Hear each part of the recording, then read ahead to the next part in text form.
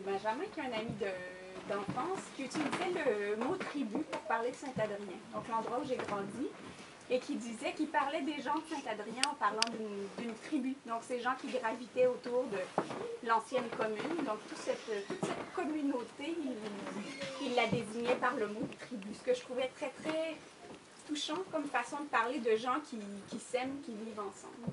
Et c'est un peu le point de départ du livre.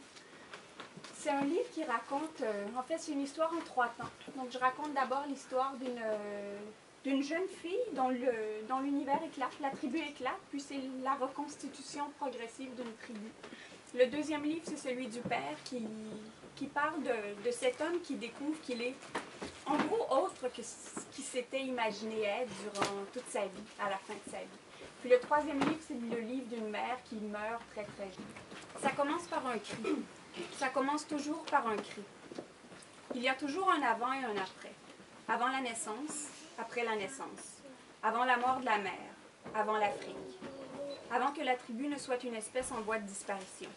Avant que toutes les villes ne te rappellent les unes aux autres. Avant cette impression de déjà-vu. Cet étrange enchaînement entre les lieux. Des déserts aux champs de blé, des champs au village, du village à la ville. Des dunes aux plaines, des sentiers aux rues, des camps de réfugiés au terrain de camping, aux rangées de maisons ordonnées. Après l'Afrique, après la mort d'une mère, après la mort d'un mari, après la fin de la tribu. Ça commence toujours par un cri, ça se termine parfois par un cri. Et à la fin, le silence l'emporte. Tant que tu ne fais pas partie de l'histoire, tu es épargné. Le paysage n'est qu'un paysage.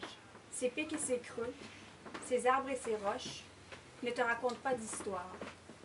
Ils ne sont pas encore marqués, annotés, fêlés, fissurés. Ils sont sans histoire. Dans la préhistoire, tu es épargné.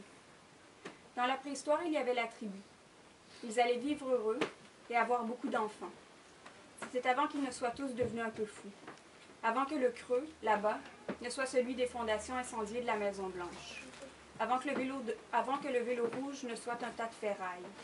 Avant que le bruit des vagues ne soit une marche funèbre. Voilà.